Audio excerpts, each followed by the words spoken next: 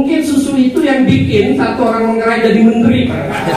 Susu itu dibuat terus oleh keuskupan dan menyebar di 85 paroki. Ada banyak menteri, lebih dari 34 menteri.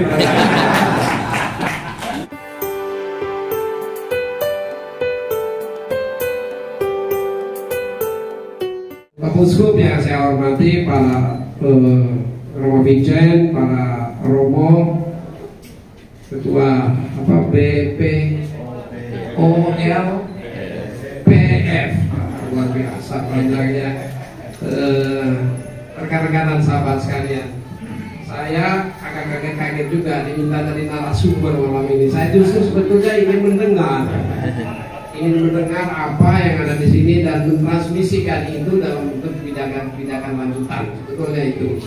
Tapi karena diajak untuk ngomong tadi sebelum kesini siang, saya sudah bertemu dengan Romo Vincent dan saya tahu Romo Vincent ini kan drivernya untuk parokial kita. Sudah banyak diskusinya dan saya sebetulnya tidak perlu. Ya kalau bisa bahkan Romo Vincent yang menyampaikan apa yang kita diskusikan tadi siang. Demikian halnya dengan Pak Bupati, tapi Bupatinya hanya sepertiga, hanya Bupati Manggarai Barat. Kalau bisa juga dengan Pak Bupati Manggarai Timur gitu ya. Tapi inti pembicaraan tadi ya bahwa pemerintah telah menetapkan kawasan Komodo dan sekitarnya dan kawasan Flores ini sebagai destinasi wisata super prioritas ya.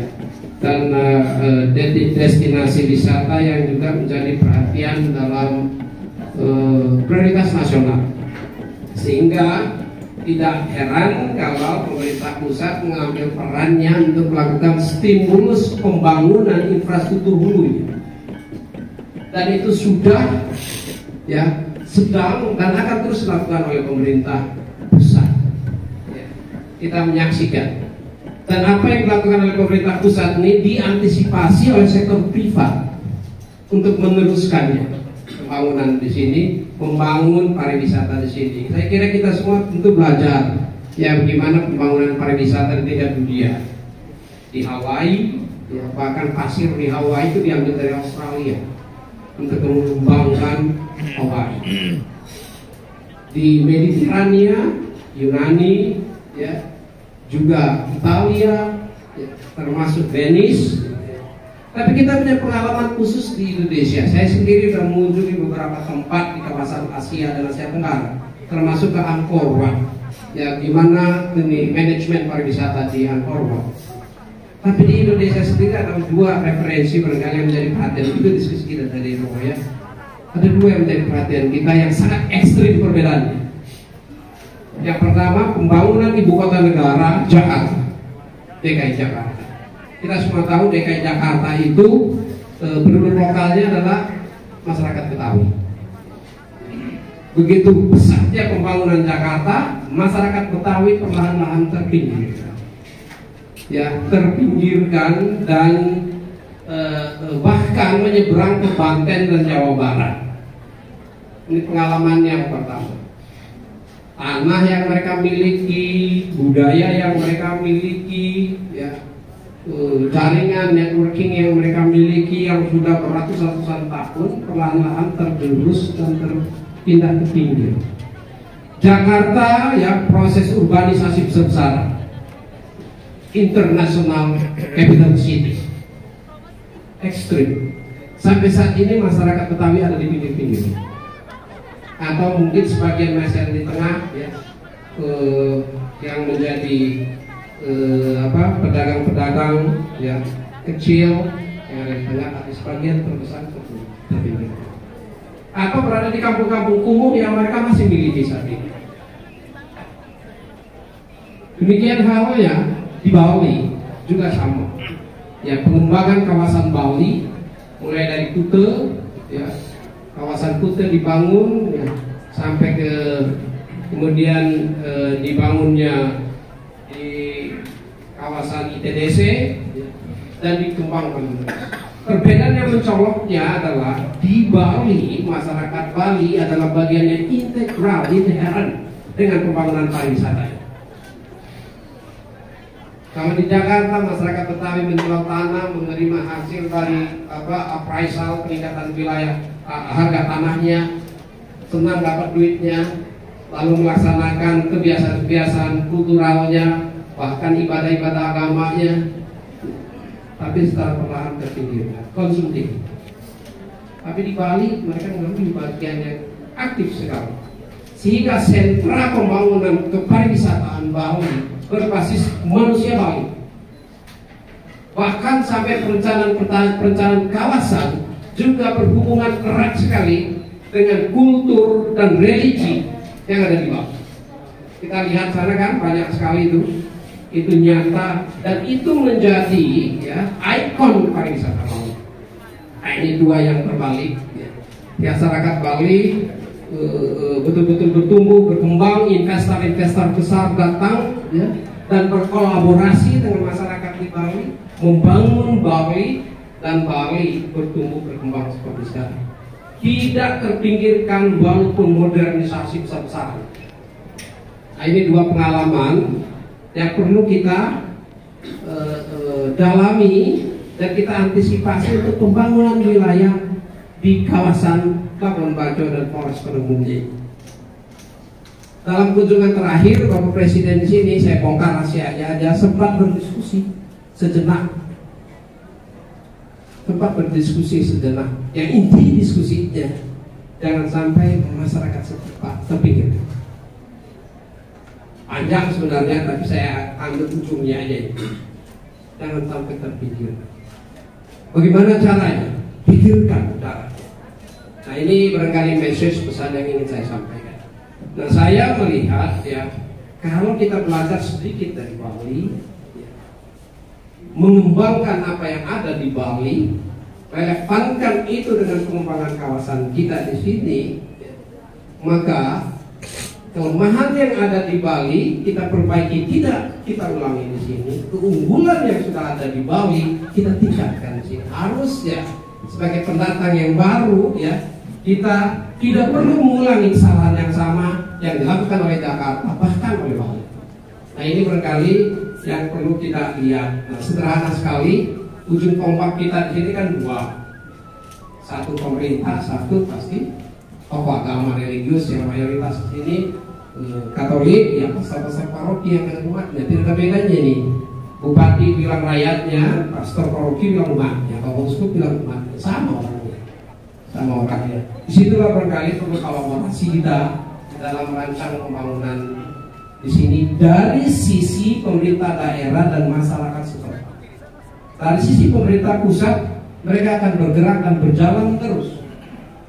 Tapi pemerintah pusat hanya akan berhasil dan akan mengevaluasi kebijakannya jika melihat masyarakat lokal juga mengambil bagian di dalam manajemen di mana saja. Kecepatan kereta kuda sangat ditentukan oleh kuda yang paling lambat. Sangat ditentukan oleh kuda yang paling lambat. Demikian kita di sini, kemajuan industri pariwisata kita sangat ditentukan oleh wilayah atau subkomponen yang paling lambat. Marilah kita bersama-sama untuk bergerak maju. Pemerintah pusat mempunyai perhatian yang sungguh-sungguh di sini. Bapak Presiden sendiri sangat sungguh-sungguh memperhatikan dan melihat. Saya sih berharap dari banyak kesempatan, dulu saya waktu di Komisi 11 juga ikut melihat di sini, ada banyak insentif fiskal, kebijakan pemerintah yang belum dimanfaatkan oleh wilayah ini. Di semua insentif ada banyak alasannya, yang kita bisa begitu. Tapi tentu kita tidak harap kita menjadi bangun pabrik besar di Labuan Bajo ini pabrik alasan. Jangan sampai keberhasilan kita sini menghasilkan satu pabrik yang besar, jasanya adalah alasan, produksinya itu alasan. Jangan sampai. Ada banyak sekali, termasuk untuk UMKM, untuk petani, peternak dan nelayan. Nah, ini yang belum kita manfaatkan. Saya sendiri waktu terlibat di Komisi 11 mulai merancang dana desa. Pertama kali diluncurkannya dana desa itu di tahun 2014. Baseline APBN-nya dibuat oleh Bapak Presiden SBY. Tapi karena masa akhir pemerintahnya dia membuat APBN baseline. Pemerintahan baru Pak Joko Widodo saat itu mereview itu dan merevisi. Salah satu yang direvisi adalah dana desa untuk menerjemahkan undang-undang desa. Jadi sudah lama ini. Ini dari tahun 2014. Yang saat awalnya dulu anggarannya untuk dana desa itu ditetapkan 9 triliun. Kita review naikkan menjadi 20-an triliun waktu itu, atau berapa sekitar 400 juta per desa. Dengan pengalaman, kemampuan personil, SDM yang hampir tidak dimiliki oleh desa saat itu. Keraguan-raguan di tingkat nasional besar sekali. Ini mau jadi apa ini komunikasi? Tapi keputusan itu diambil untuk ini dilakukan dengan segala situasi, berikan kemudahan agar ini bisa bergulir dan mengalir di desa. Pembangunan mulai dititik beratkan dari desa. Dan ini sudah berlangsung lama, termasuk perencanaan anggaran untuk desa yang dilakukan semudah mungkin, segampang mungkin, dan pelibatan masyarakat tempat, termasuk para pengawas desa dan tokoh-tokoh masyarakat desa. Pengalaman yang berharga bukan banyaknya uang yang dibagi dari APBN ke desa, tapi bagaimana desa merancang pembangunannya berbasis kebutuhan dan partisipasi desa. Itu modal. Sehingga saat sekarang dengan pengalaman yang panjang itu yang bisa dimanfaatkan untuk melakukan akselerasi pembangunan kepariwisataan kita saat ini, termasuk pemanfaatan insentif dari APBN. Misalnya KUR itu subsidi APBN, bunga diferensinya perbedaannya itu dibiayai oleh APBN. Bank yang memberikan pinjaman kredit usaha rakyat dia menerima returnnya sesuai normal komersial, selisihnya dibayar oleh APBN. Kalau tidak digunakan oleh petani kita, maka petani lain yang menggunakan. Kalau tidak digunakan oleh petani kita dan petani Indonesia lainnya, insentif itu tidak berjalan. Padahal itu disiapkan untuk memberikan rangsangan untuk usaha rakyat di bidang petani. Dan saya lihat data statistiknya di kitab sangat. Saat itu saya mau cek di Bank Indonesia, ya bagaimana untuk peran dari bank-bank komersial, termasuk BRI, BNI, bahkan BPD, kalau mana jumlah yang sangat terbatas saat itu, menyalurkan KUR. Kesan saya, responsnya kurang dari petani di wilayah. Nah, ini harus diperbaiki.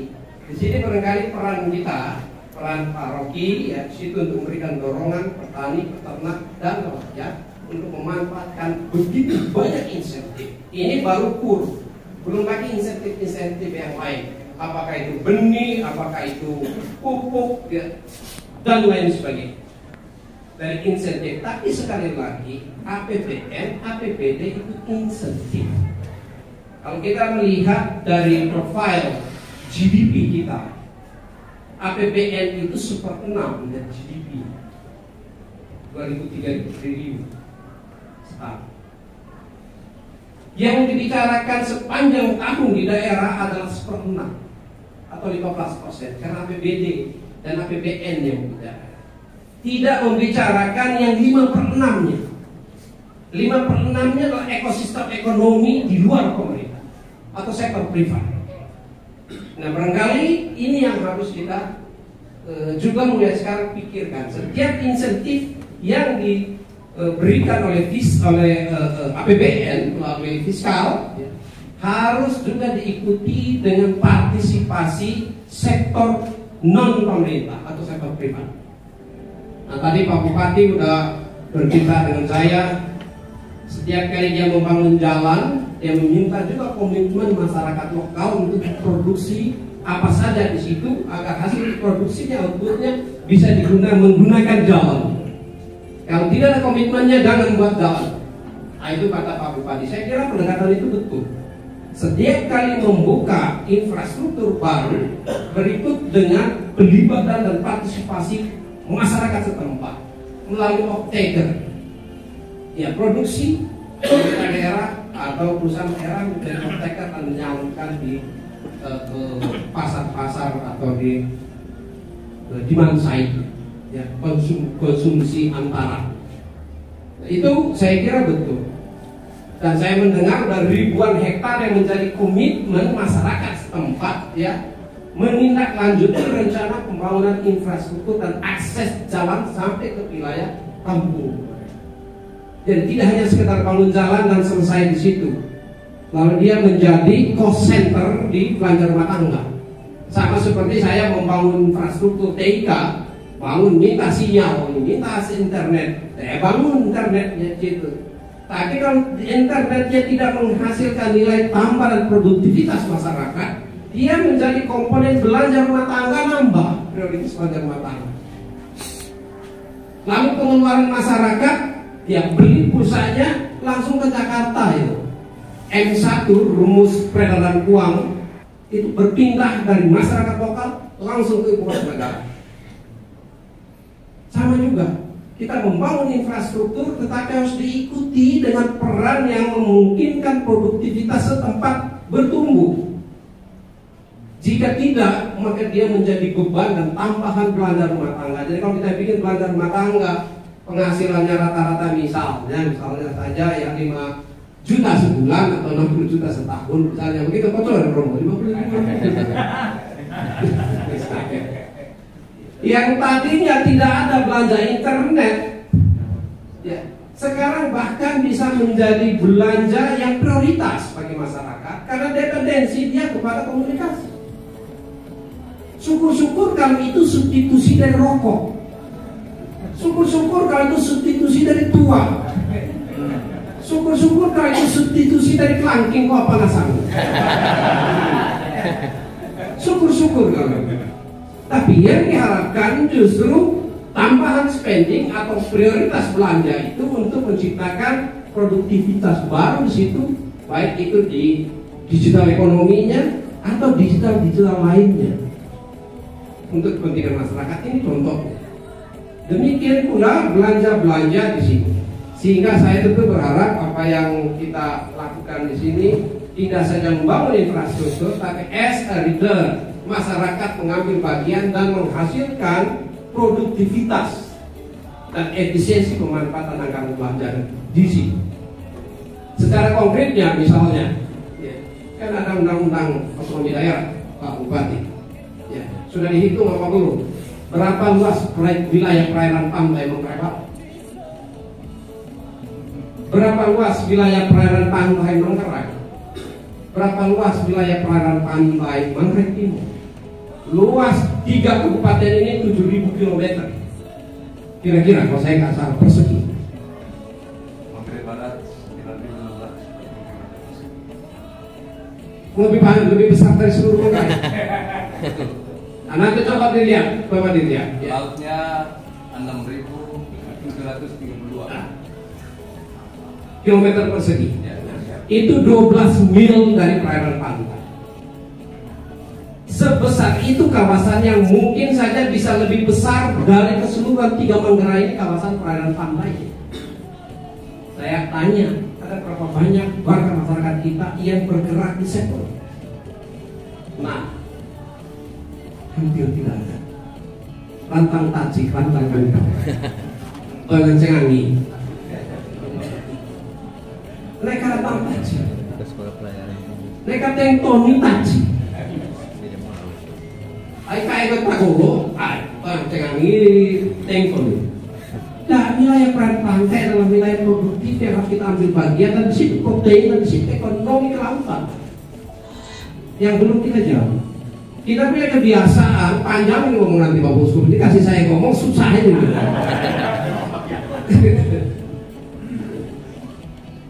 Demikian pula kita ya melihat wilayah darat kita dengan segala macam cerita turunan kita, feodalisme yang begitu besar ya, sampai urusan adat pun ya,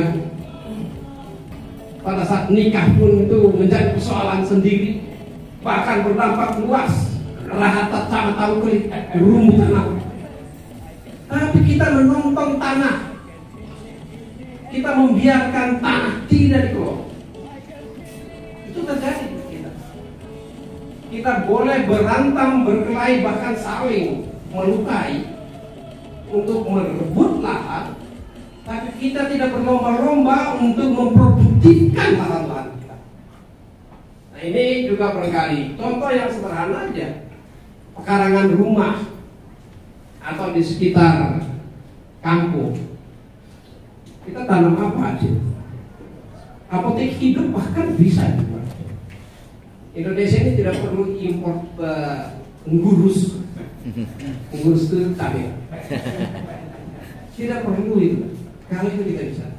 Nah, yang saya maksudkan di sini barangkali frontliner, titik terdepan kita, dan di titik terdepan itu adalah orang-orang yang sangat terdidik, ya, yang sangat punya komitmen yang di tingkat paroki untuk menyusun rencana keuskupan. Saya tidak tahu dalam struktur keuskupan seperti apa.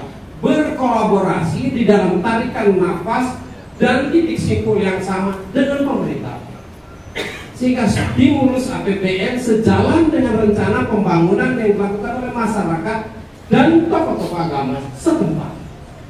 Nah, kalau itu dilakukan ada sinergi, ada kolaborasi. Presiden sendiri berulang-ulang kali menyampaikan sekarang bukan besarkan kecil yang menentukan siapa yang menang, cepat dan lambat dan akurasi mengambil keputusan, serta modal dasar kita kolaborasi dan gotong royongan. Ini harus kita bangun. Selama ini musrembang pemerintah dia berjalan sendiri. Rencana kerja keuskupan jangan sampai berjalan sendiri. Lihat titik temu. Daerah juga mempunyai titik simpul yang sama secara hierarkis dengan pemerintah di atas, sehingga bisa lebih efektif dan efisien pemanfaatan anggarannya. Saya sangat menyarankan itu. Kita Presiden sendiri berulang-ulang kali itu aja apa? Gimana pelibatan masyarakat? Saya menyampaikan bahwa Manggarai jangan dilihat dari lapangan baju yang sebatas kecil ini gersang ini sapana semua jadi ujung-ujung ini. Tadi 5 km aja ke sana, ya, hinterlandnya wilayah pertanian. Apakah sudah optimal? Kalau sampai kita ngomong di sini, ya dari dulu kita akan ngomong perilaku kita tanam, tapi skala kampung yang masuk. Sekarang tolong tingkatkan untuk seluruh Manggarai ini, Pak berapa paroki itu? 85 paroki, setiap paroki 100 hektar mengurusnya, soalnya ada 8.500 hektar lahan untuk jagung. 100 hektar, masa tidak ada di kampung 100 hektar? Mengelola bersama masyarakat, bukan pastornya yang kerja ya, masyarakatnya yang melalui kerjasama dengan masyarakat. Dari 8.000 itu dibagi-bagi lah misalnya. Mau dikultura berapa, ya, jangan berapa kan bisa. Belum lagi ayam, itik, dan lain sebagainya. Saya waktu kecil di Ruteng, lahir di Ruteng, besar di Ruteng, kecil di Ruteng. Dinginnya minta ampun Ruteng saat itu. Jalan dari rumah sakit lama bau muku ini sampai ke katedral itu buka semua kaki. Karena apa? Kerikilnya tajam-tajam waktu itu. Terpaksa mama karena guru ya beli sepatu, pakai sepatu. Pakai sepatu jalan kaki. Yang saya mau ceritakan bukan itu. Setiap bangun pagi sudah ada 2 botol susu di depan rumah. Setiap bangun pagi, setiap hari ada 2 botol susu di depan rumah dari atas, dari katedral. Itu ada lembu yang menghasil susu, dan setiap rumah tangga dikirim susunya. Mungkin susu itu yang bikin satu orang Manggarai jadi menteri. Kalau susu itu dibuat terus oleh keuskupan di paroki di atas di Ruteng sana dan menyebar di 85 paroki, ada banyak menteri, lebih dari 34 menteri. Itu dulu tahun 60-an. Yang sekarang, saya juga dulu waktu kecil sering ke keuskupan di atas. Datang lihat-lihat di situ, pastor Belanda, Jerman, Polandia itu namanya, lihat mereka bikin. Yang diurus tukang, ambas tanahnya. Yang diurus markisa, murbei, itu yang diurus. Yang sekarang hilang. Dan kami dibesarkan dengan itu. Nah ini barangkali ya, kalau itu dulu di Ruteng dan tersebar 85 paroki, maka SDM kita di sana akan tumbuh dan mekar. Kita punya masalah di Nusa Tenggara Timur ini, stunting. 1 dari 3 anak stunting. Terlepas dari data statistik mau diolah apapun juga, asumsi kita aja lah 1 dari 3 anak. Apa yang kita mau harapkan? Kita boleh berdebat, enggak kok 1 dari 2, oke lah 1 dari 2, hebat sudah kita ini. Tapi 1 orang dari 2 anak kita stunting. Nah ini bisa diatasi dari mana? Dari paroki. Dari paroki. Isi anak-anak itu dari paroki. Saya dulu suka lihat di pasar Tanong berbeda dengan yang pasar sekarang ya. Ya, Ambak. Ini beda. Waktu kecil saya sudah pergi ke sana itu lihat mereka jual tembakau, jual gola malam, kacang, itu dijual di situ. Tapi sekarang yang saya saksikan, saya lihat sendiri dalam pada saat saya melakukan reses sebagai anggota DPR ya, dulu ibu-ibu bapak-bapak dari kampung menjual telur ayam dan ayamnya, mendapatkan uang di pasar di kota beli super mie bawa ke kampung. Kita jual emas kita dan beli sampah untuk anak-anak kita. Itu juga bagian dari stunting. Gizi. Dokter Peng, ini Pak Wakil Bupati tahu kepala dinas kesehatan kan dulu. Tapi itu yang kita lihat. Jadi kalau kita berdiskusi, maka malam ini yang ingin saya sampaikan, pemerintah hadir di sana, tapi bukan bergantung pada anggaran pendapatan dan belanja negara semata. Karena anggaran belanja, pendapatan dan belanja negara adalah stimulus, fiskal stimuli yang memberikan dorongan di situ. Yang harus dibangun adalah partisipasi privat, sektor privat. Dan partisipasi sektor privat itu sebetulnya bisa banyak dan bisa tumbuh. Itulah kekuatannya. Nah, kolaborasi itu yang penting. Bagaimana cerdas-cerdasnya kita dalam menyusun perencanaan pembangunan di daerah, ya, sehingga pelibatan masyarakat lokalnya secara aktif, belajar dari Jakarta dan bawah. Insentif pemerintah masih banyak ke sini. Tapi kalau sekarang kita tidak mengambil bagiannya, menonton, menepuk tangan, memberikan komentar saja, jangan kaget nanti 20 tahun lagi ya kita marah karena kita tidak ikut berpartisipasi sekarang. Bagaimana memanen kalau yang nggak anak? Nah sekarang waktunya, belum terlambat. Saya ingat Pak Pranzeda pernah berdiskusi dengan saya bagaimana pada saat pengembangan Nusa Dua, ya, Pak Pranzeda bertemu Pak Harto mendiskusikan terkait hal yang kita bicarakan malam ini. Bagaimana pelibatan masyarakat Bali dalam pembangunan pariwisata kelas internasional dari Nusa Dua. Waktu itu, kesimpulannya waktu itu membangun sekolah pariwisata di Bali, melibatkan langsung masyarakat Bali. Dan kebetulan masyarakat Bali dalam struktur masyarakatnya, adat itu terjaga dengan baik. Di semua jenis adat-adatnya terjaga dengan baik, memudahkan. Sampai ke tukang pijit pun orang dulu. Yang hasilnya mereka mengambil bagian aktif di dalam pembangunan pariwisata Bali saat ini. Bangun banyak hotel-hotel, ya, tapi orang Bali tidak terpinggir. Hal yang sama mereka kita lakukan di sini. Bagaimana kita mengambil bagian dan mendorong pembangunan yang lebih akseleratif, tapi kita tidak tertinggal. Kita adalah bagian di dalam derasnya arus pembangunan pariwisata yang saat ini pemerintah pusat menetapkan sebagai destinasi super prioritas. Nah, saya kira itu barangkali yang bisa saya sampaikan. Ya, saya dari tempatannya aja. Kebetulan yang saya sampaikan ini yang saya alami sebagai pengalaman empiris saya di daerah sini. Sekali lagi, jangan sampai kita ya nanti protes dan sudah sangat terlambat. Jangan sampai. Sekaranglah waktunya. Dan saya yakin semua yang memimpin paroki adalah primus inter pares Bupati Nusa. Saya kira begitu, apalagi bupati kita juga primus inter pares di sini. Yang terasa kita. Semangat kerja bersama-sama itu yang penting. Terbuka. Tidak saling mengkooptasi, tidak. tetapi saling melengkapi agar kita bisa mengambil bagian yang aktif di dalamnya. Terima kasih, Tabit.